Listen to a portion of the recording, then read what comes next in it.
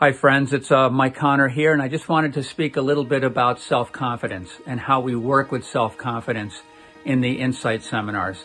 It is a core focus of the work we do, and it's something that so many of us work with in our life, a sense of self-confidence and self-trust.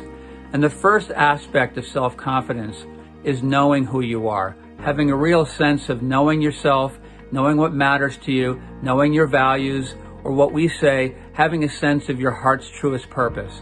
The reason for that is if you're not aware of really who you are, what matters to you, you can sometimes make agreements in your life or commitments that aren't really aligned with what really matters to you or a sense of who you are.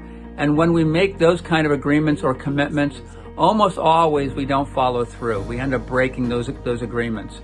And so first and foremost is kind of knowing yourself. And the whole Insight journey is around self-awareness, self-knowledge, and connecting to a deeper sense of purpose that is your guide. And it becomes so important that your agreements, your commitments, and really how you set up your life are aligned to that within you.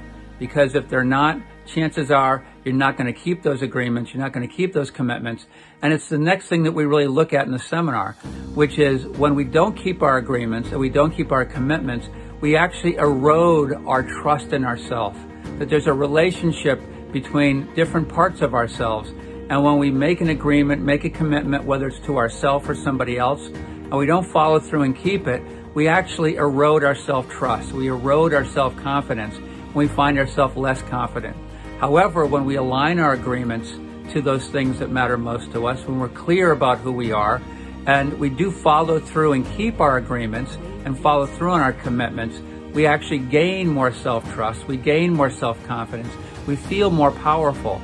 And this provides us with the foundation effectively to believe our own word.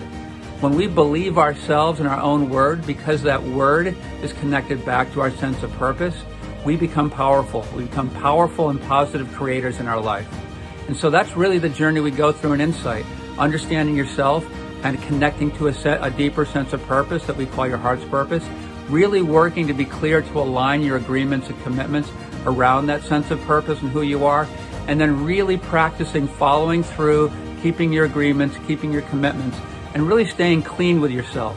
I know that we live in lives that sometimes it's challenging, we sometimes break our agreements, but how do we then really stay clean, acknowledge that, and come back to center so we can be consistent in our agreements, align those agreements and commitments with our sense of purpose, and really follow through on that.